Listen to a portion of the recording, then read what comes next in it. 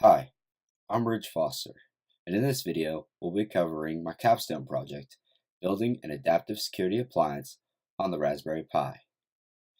In this video, we'll be covering 5 main topics: my actual project, how I selected my project, steps to completion, challenges encountered, and final project outcomes.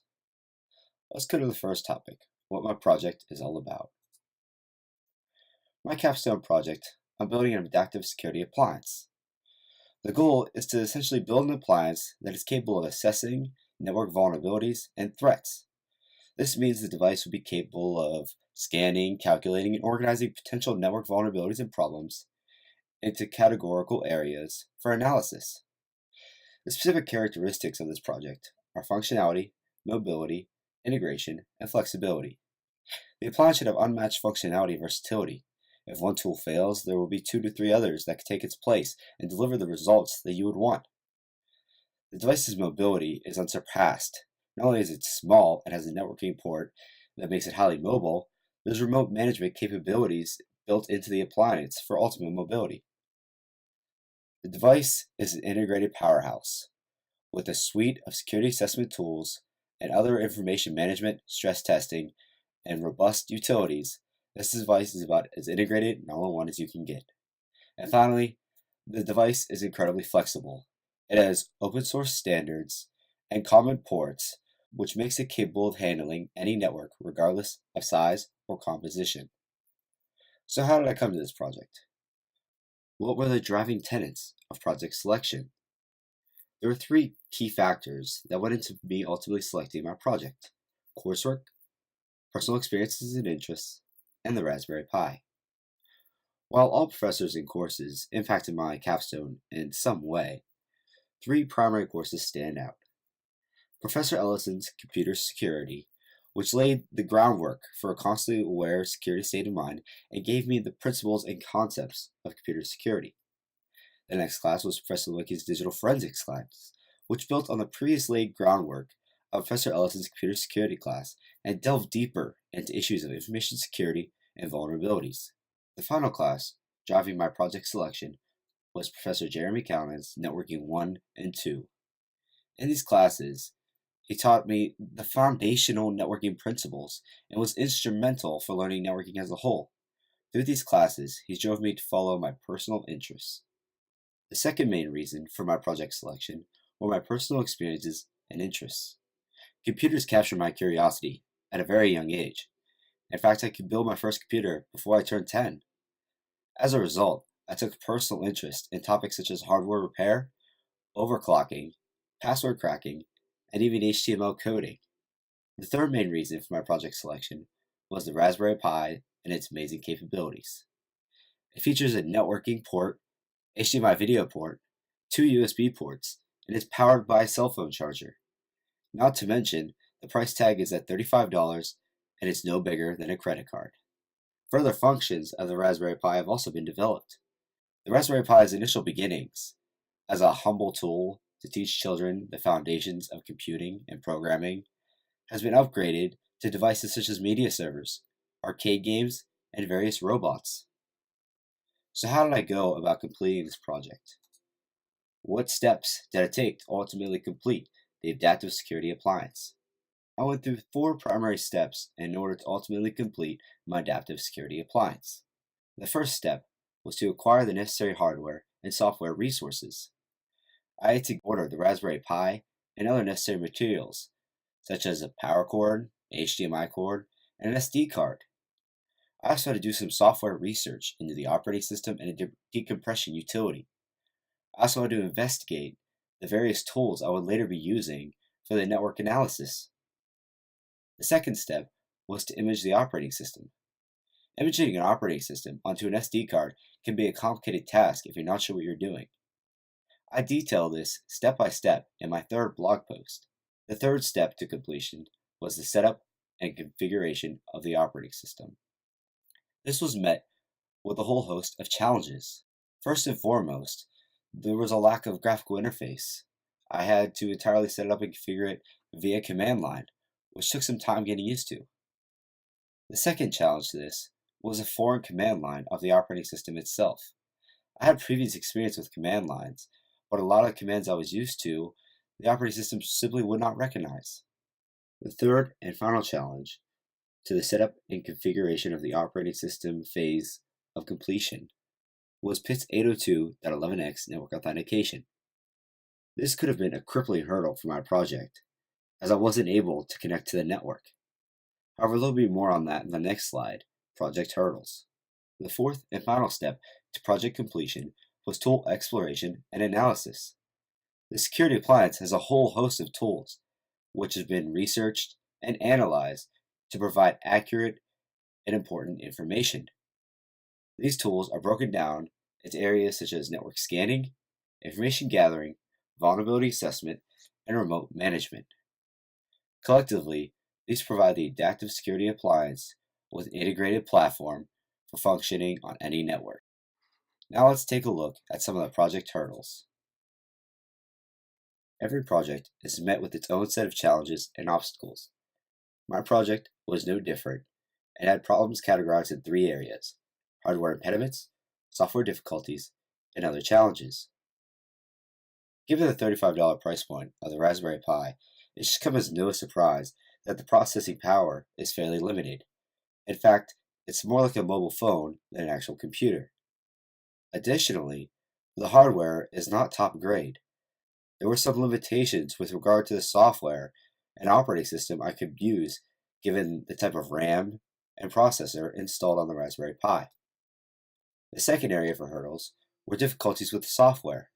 Some applications on the Raspberry Pi wouldn't load, would use up all the resources, or would crash the system after some use. Also, getting used to and adapting to the command line interface for this project was a big obstacle. There were no graphics, icons, or buttons present on the screen for most of the time and most uses. The final category of project hurdles were the other miscellaneous challenges. PIT had recently updated their security at the beginning of the fall semester as a result of some vulnerabilities. This new 802.11x security standard had port authentication, which meant that my device initially couldn't connect to PIT's network. This left me dead in the water and unable to use my device on the network.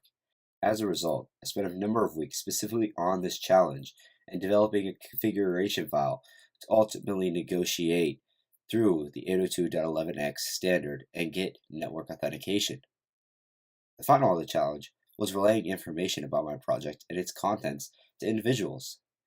Some information of this project was sensitive and could represent a security risk, while other information was jargon and fairly complex.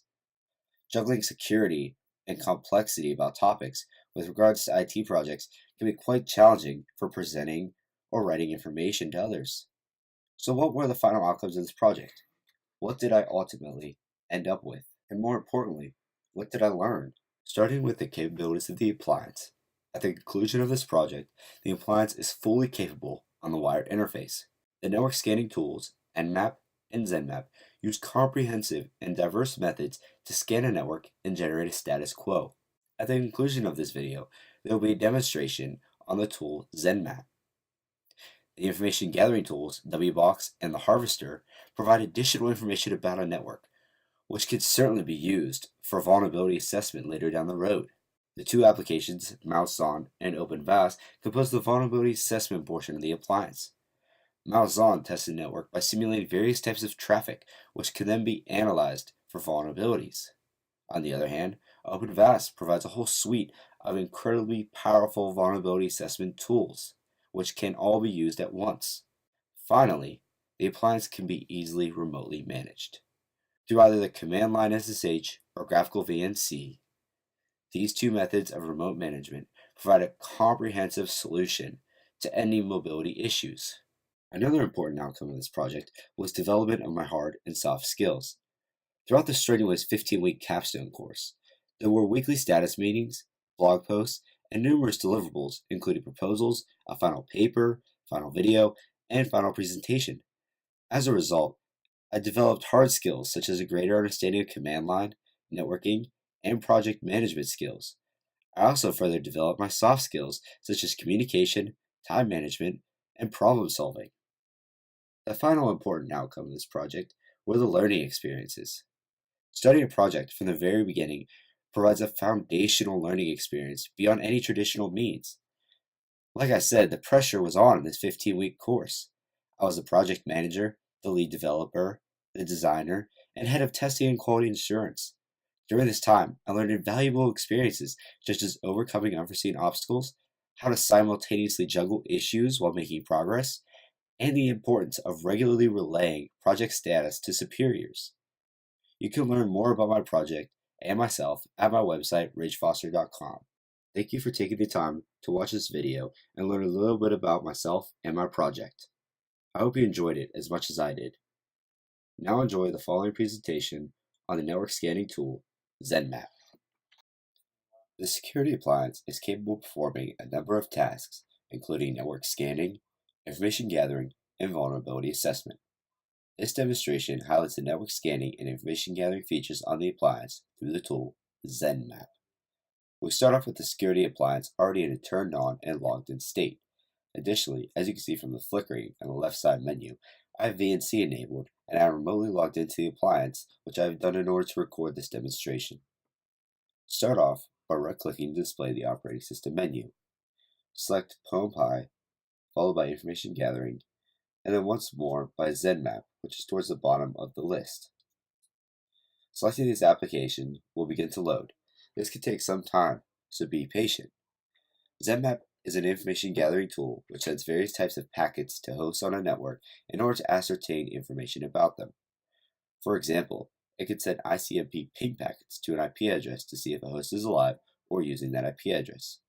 I cover this tool in more depth at the address at the bottom of this video. Now that ZenMap has finished loading, let's specify some information and run it. In the target box, specify the network host you wish to scan.